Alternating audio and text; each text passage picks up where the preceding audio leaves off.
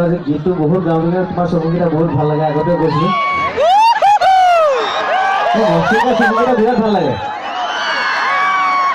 আগতে কৈছোঁ সেইটো কথালৈ তাত কামোৰো মাজে মাজে বাৰু এইটো এটা বেলেগ কথা কিন্তু আজি মাঘ বিহুৰ এই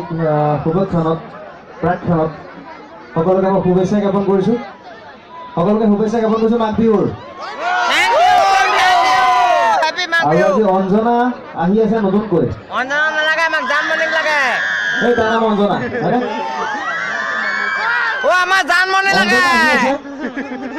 অলপ পিছতে অঞ্জনা আহি আছে গতিকে সকলোকে